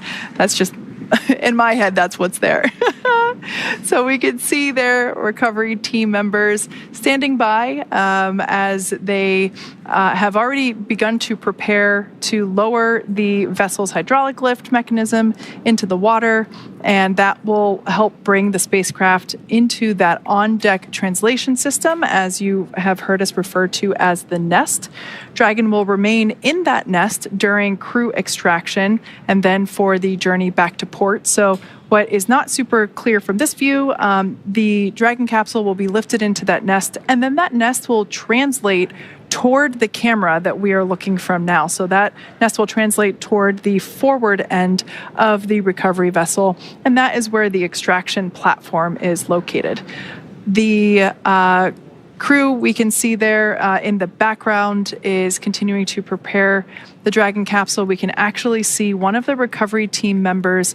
This is probably the best view we've had of them so far, but we can actually see one of the recovery team members on top of the capsule, helping to secure the rigging and the straps necessary to safely lift the Dragon capsule out of the water.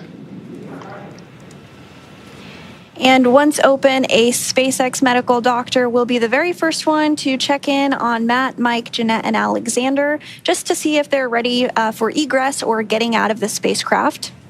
So Wall Dragon's top hatch is used to connect to the space station, and that's kind of that pointy part that you're seeing at the top of the spacecraft. On the other end is the heat shield. The top hatch is used to connect to the space station. The astronauts will egress from Dragon's side hatch, pending capsule orientation in the water, which, as we see, is in stable 1, so they will be able to use that side hatch. But there are multiple options, so if Dragon were to splash down in a different orientation, they could egress from the top hatch as well. So either option works, but today we will be using that side hatch. Before opening the hatch, the spacecraft's cabin pressure must be equalized with the outside environment, but it actually is equalized because we're here on Earth. So once the hatch is opened, that will be the crew's first breath of fresh air since boarding Dragon at the start of their mission all the way back in March, which is hard to believe. That was almost 8 months ago. Yeah, time does fly. So this is a cool view here. I believe this is a drone shot that we have, and you can really get a sense of distance between the recovery vessel and the Dragon capsule and the speed at which the recovery vessel approaches Dragon. It is slow and steady, carefully choreographed, as pretty much everything in spaceflight is. And we can see the recovery team in the fast boat still working to prepare Dragon Endeavour to be lifted out of the water. We heard during the we heard in the post-deorbit burn debrief that the weather was really good. We can see that here live on screen.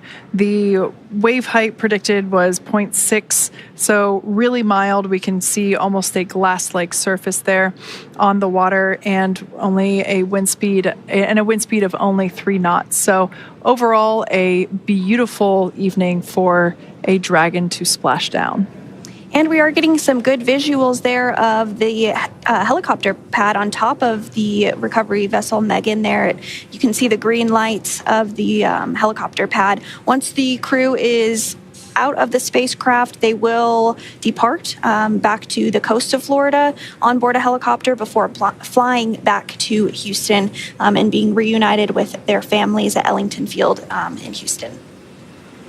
So continuing to get those really great views there. It looks like the rigger is still on Dragon, if I'm seeing that correctly. Yeah, they're standing in the bay where the main parachutes were housed prior to being deployed. That's right. And it looks like that rigger this evening is Troy Werner. So we might get the opportunity to see him as he jumps off of the spacecraft, which is Kate's worst nightmare. Yes. A moment I feel things for that individual when I see them perform that, and it's really admiration that they have the bravery to do that, especially at night. Yeah, we can see him standing there in that bay where... Dragon, SpaceX, comm check. Loud and clear, Hollis. Loud and clear as well. Transition from audio from Tidris to Megan successful. Rigging has been complete. Approximately 5 minutes until capsule lift. Copy, 5 to lift.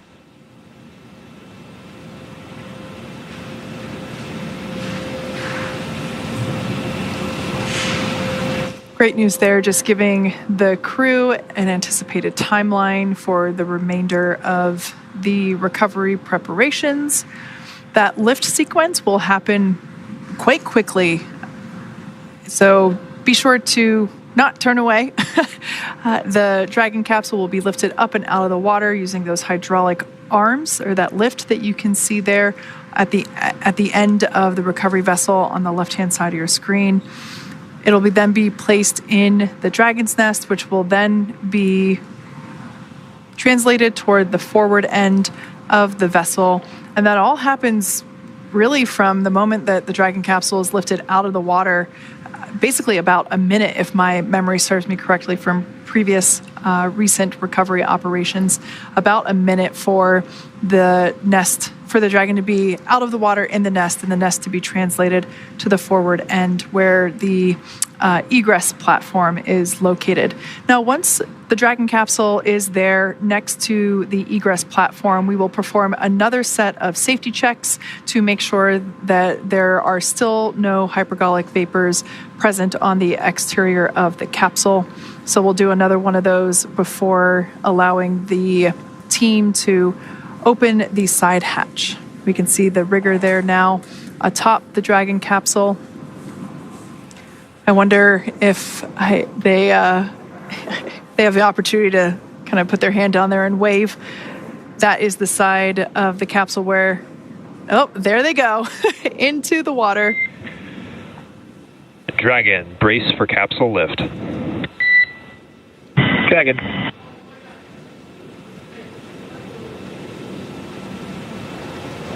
All right, lift now underway as we bring Dragon Endeavour out of the water. A great view from our drone.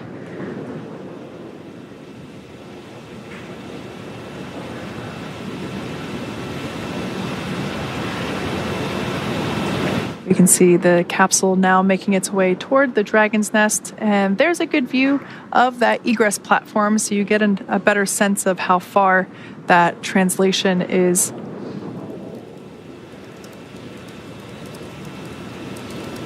So you can see some seawater there resting in the main parachute bay. Once the Dragon is translated forward, we will see the team rinse off the capsule using fresh water to help arrest any corrosion that may be underway due to the presence of that salt water. Salt obviously being corrosive to metallics, and we want to prevent that as our Dragon capsules are reused.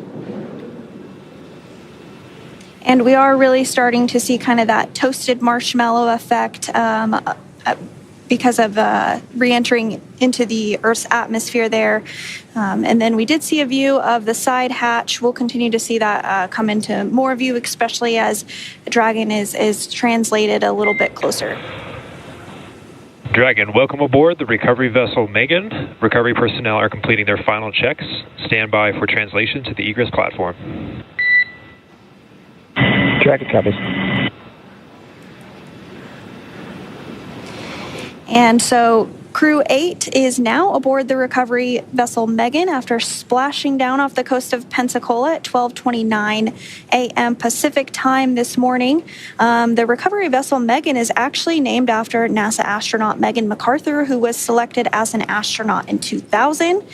She flew on Space Shuttle STS-125, which was the final space shuttle mission to the Hubble Space Telescope, and it actually helped to successfully improve the the Hubble's capabilities and extend its life.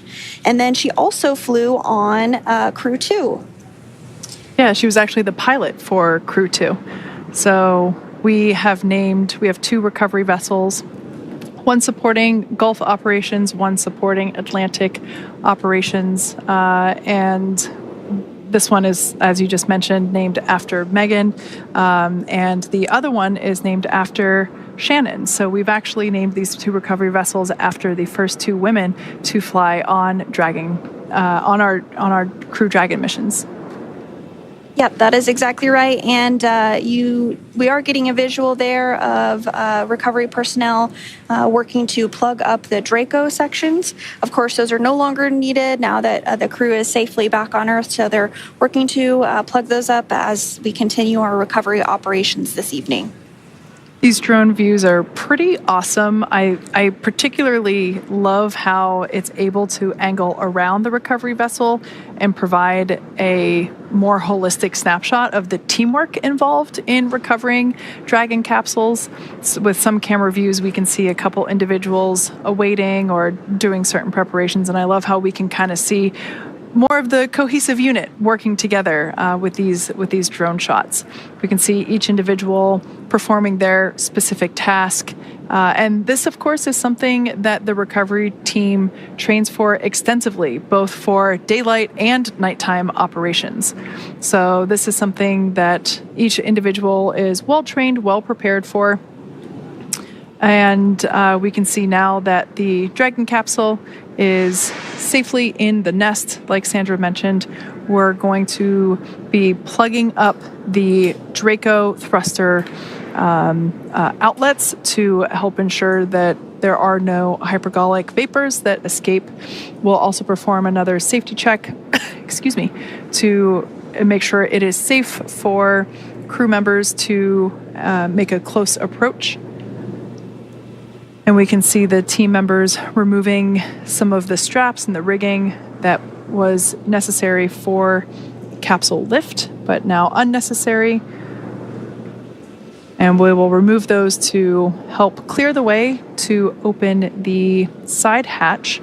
A great view there of that side hatch. Once again, this side hatch has remained closed since the CREW-8 mission lifted off in early March of this year. They docked with the space station and egressed and ingressed from this capsule using the forward hatch, which is the hatch at the top of the capsule located below that nose cone. So the side hatch was never used while it was in space. So this will be the first time that side hatch will be reopened since liftoff, and this will be the first breath of fresh air that the crew will have since lifting off, like you said, almost 8 months ago. Yeah, that liftoff did take place on Sunday, March 3rd, and CREW-8 docked the following day on March 5th.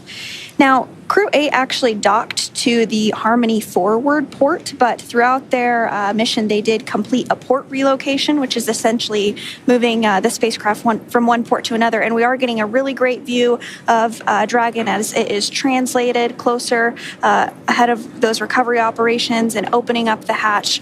Really spectacular view to see that.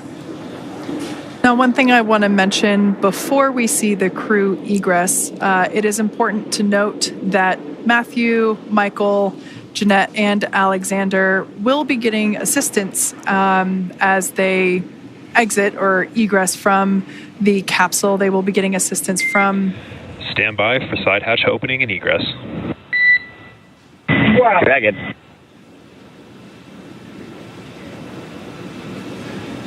All right. So, like I was saying, the team will be getting assistance from the recovery folks that you see there while they exit the spacecraft.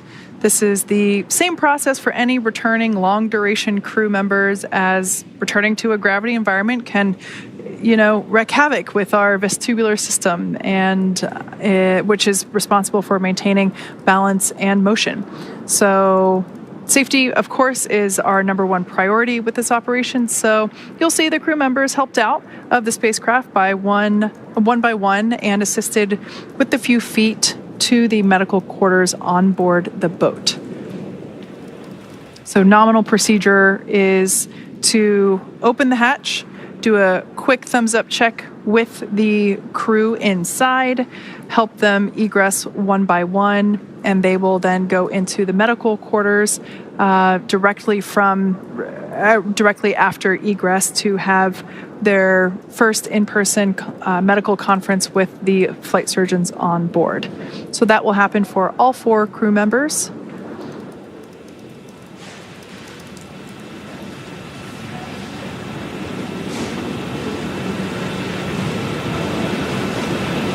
Now, something you see there on the right-hand side of the egress platform, it is a rounded square. It's that white structure there off to the side. That is a piece of protective equipment that we will install once the side hatch is open. That will help protect the edges of the side hatch, help protect the seal, and also help protect the spacesuits and the crew members as they egress from the capsule. Now, the crew will keep their helmets on, but they will flip their visors up. Side hatch opening in progress. Dragon. All right, so we got the all clear from those safety checks, and we can see now that the crew has untorqued the side hatch. We see that being lifted.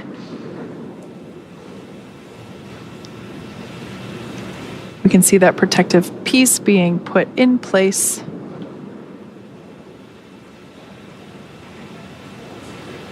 Once again, nominal procedure is for each crew member to be assisted as they egress from the capsule. And we'll also see those footrests be removed as well once we get a little further in this procedure. Once they get that protective cover installed, that just helps give a little more room as they help to bring the crew members out. Yeah. As you can see, even folks that haven't spent 8 months in space need assistance getting out of the capsule.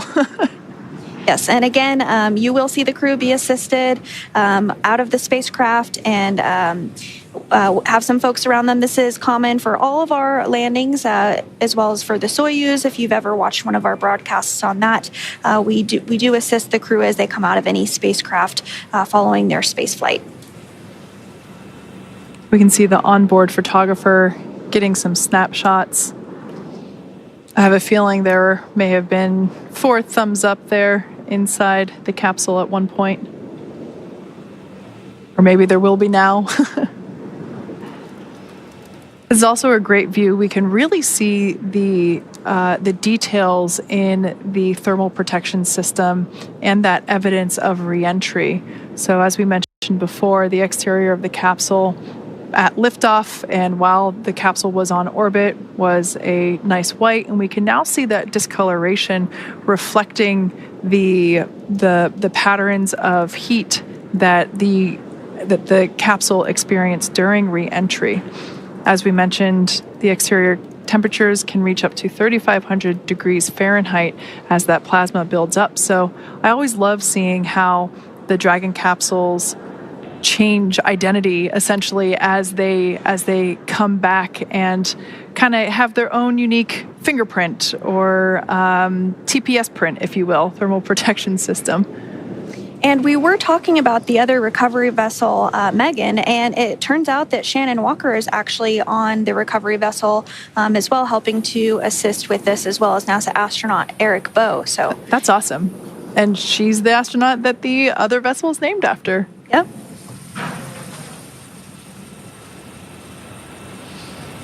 So we can see the recovery team continuing to place the assistive and protective pieces around the capsule. Like Sandra mentioned, we'll see those footrests come out. That helps provide a little bit more moving space for the team to assist the astronauts as they egress.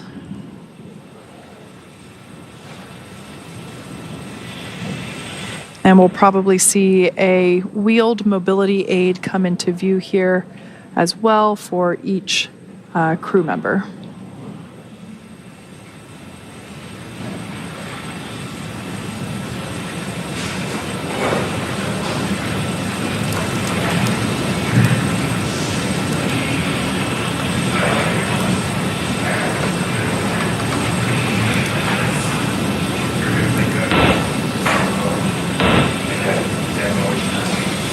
So if you are just joining us this evening, CREW-8 has splashed down off the coast of Pensacola, Florida at 12:29 a.m., ending their 235 days in space. They have been successfully recovered from the water and hoisted up onto the recovery vessel Megan, and they are now working to get removed from the side hatch there that you see on your screen, which is now open. We have recovery personnel that are partially inside the capsule now, just doing a quick check-in with the crew before their extraction. Again, you do start to see some of that recovery equipment being wheeled off to the side there. That is completely normal and expected. We do this for all of our returning crew members after their space flight, so you will see them be assisted onto that before they are wheeled away to do some additional medical checks before boarding a helicopter and flying back to Houston, back to the coast of Florida before they fly on a NASA plane to Houston to be reunited with their loved ones at Ellington Field. Something I want to point out while we have this particular camera angle, we can see the window, the crew window there, kind of frosted over due to the effects of that high heating during re-entry. That is the side where Jeanette Epps is seated. Now, above that window, you see basically looks like this circular hole. And that is actually one of two bays, if you will, where the drogues are fitted into. So there's one on each side, as there are two drogue parachutes. And you can also see around the side of the hatch where the lines that connect the drogue parachutes to the main parachutes, you can see how those run around the edge of the side hatch as well. So kind of a cool view to show some of the re-entry systems, or excuse me, the re-entry and splashdown systems used for our astronaut return. And it looks like we are starting to see the first crew member be extracted. I'm not sure if that will be Commander Matt Dominick or Mike Barratt, but it is typically one of those middle seats because they're easiest to reach.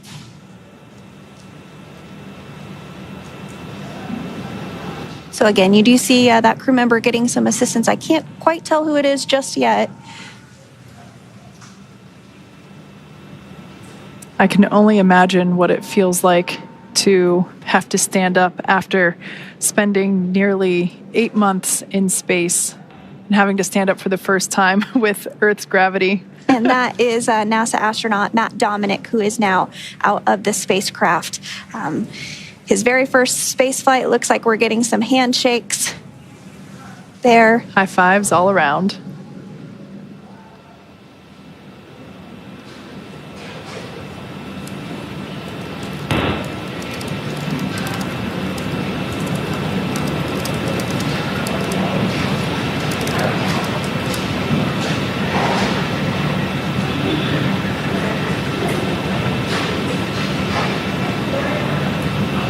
For those that have just recently joined us, you can see that the Dragon capsule carrying our CREW-8 members has successfully splashed down and been recovered from the splashdown site off the coast of Pensacola, Florida. We have just seen the egress or exit of Commander Matt Dominick, who was seated in one of the 2 center seats. We can see, so we're standing by for the egress of the other 3 crew members. And on your screen there, some of the recovery team and NASA folks there assisting with the egress. As we mentioned, we, just standard protocol, we always help individuals coming back from long duration spaceflight. We always help them, give them some assistance back to the medical bays. So I can only imagine that it feels like 100 elephants standing on your shoulders as you have to stand up. This particular mission was in space for 235 days, 232 of them on station. And this ended up being the longest duration mission that Crew Dragon has ever performed. So kind of a cool first there. And the longest U.S. spacecraft flight ever, whether that was through the shuttle program, Apollo, Mercury, Gemini. So that's a fun fact. And so it looks like they're working now to extract the next crew member. So we'll stand by to see who it is. But I do expect that it would be NASA astronaut Mike Barratt. But we'll confirm that just momentarily.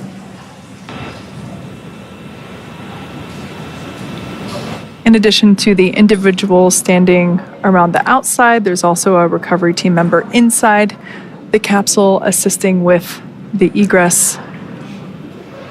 And that is NASA astronaut Mike Barratt. This is he is the veteran on this spaceflight. The other 3 flyers on board CREW-8 were all rookies.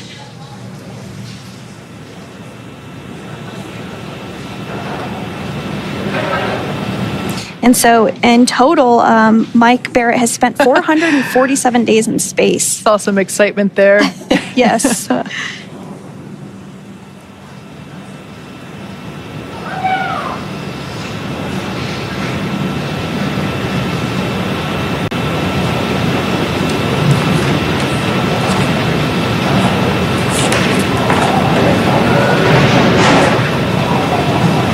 So remaining inside Endeavour is NASA astronaut Jeanette Epps, as well as Roscosmos cosmonaut Alexander Grebenkin.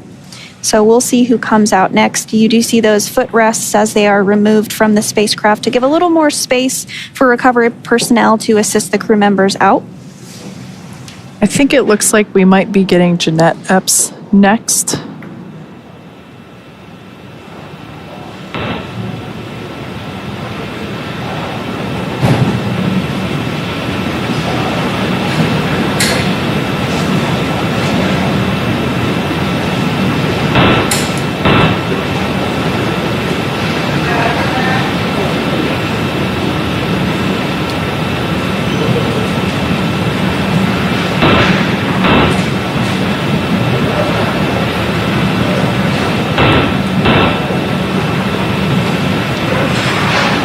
So they're continuing to work to get the next crew member out, and you can really see there's quite a few folks on the recovery vessel. It just really speaks to all those that are involved with helping to make a mission successful. It's the recovery boat personnel, the folks in Mission Control Hawthorne and in Houston, as well as all around the world, those that support the International Space Station. It really is a huge team effort to have a successful mission like this.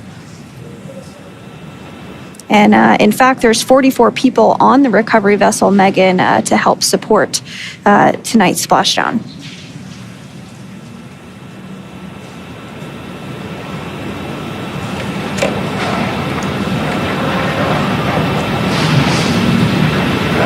Once again, we're standing by for the egress of our final 2 crew members.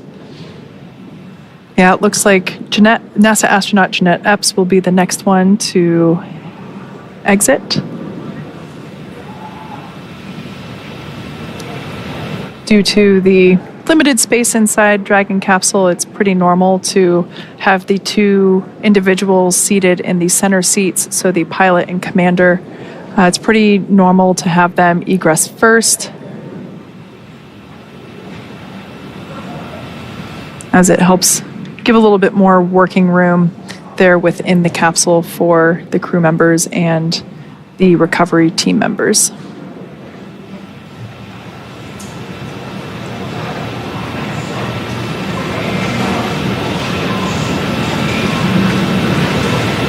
And I do believe that is NASA astronaut Jeanette Epps who is next out.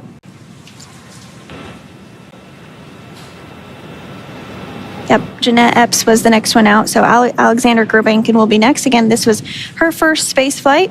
Some quick waves. Round of applause.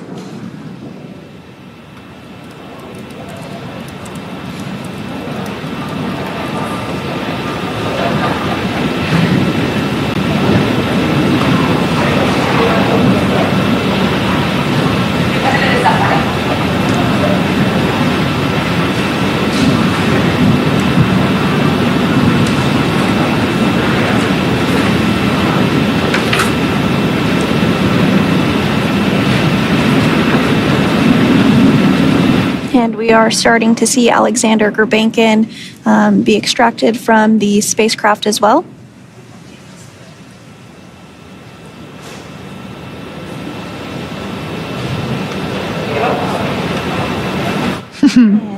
Some thumbs up.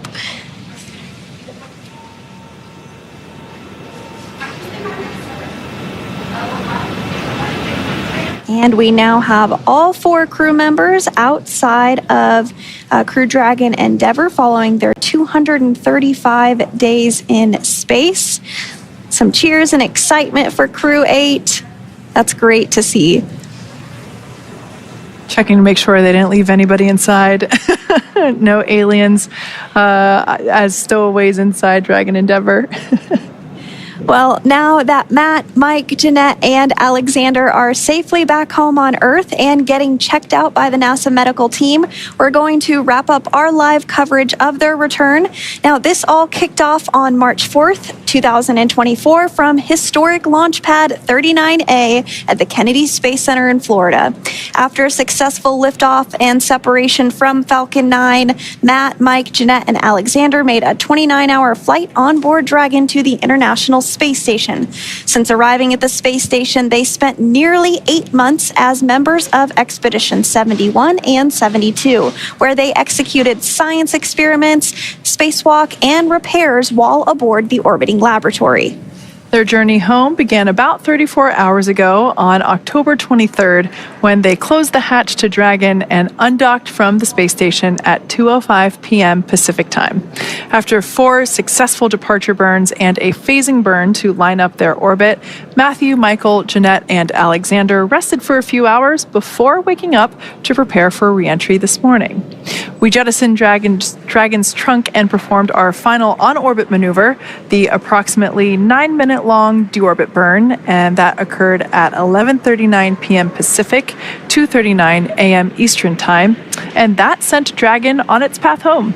The spacecraft re-entered the Earth's atmosphere and slowed its descent with successful deployments of 2 drogue parachutes and 4 mains, with the final splashdown occurring off the coast of Pensacola, Florida, on time at 12:29 a.m. Pacific, 3:29 a.m. Eastern. Following that successful splashdown, we saw SpaceX recovery experts move in quickly and prepare Dragon Endeavour for its lift into the recovery vessel. And just a little less than an hour following splashdown, we saw Matthew, Michael, Jeanette, and Alexander make their way out of Dragon and into the recovery ship's medical facilities safe and sound. Next up, they'll catch a helicopter flight back to shore where they'll transfer to aircraft that will take them home. The astronauts will take a NASA plane for the short flight back to Houston, and then they'll be reunited with their friends and family, bringing an end to this mission. It has been an honor and a privilege, the greatest privilege of my life, to get to share their journey with all of you as we continue this new era in human spaceflight. Return today marks the end of the direct handover that we executed after successfully launching the CREW-9 mission to the space station on September 28th. Now, thank you, as always, for joining us for tonight's coverage of the splashdown of CREW-8. Remember to follow SpaceX on X and NASA online and on social media for updates for the very latest on crew and cargo flights to and from the International Space Station. And we'll continue to share the progress of Matt, Mike, Jeanette, and Alexander on social media as they travel back home. We also do have our post-splashdown media telecon coming up at 2 a.m. Pacific, 5 a.m. Eastern time this morning, where leadership will share a final update as we conclude this successful mission. So from all of us at NASA and SpaceX, it has been great to support this mission. Welcome home, Crew-8. So long.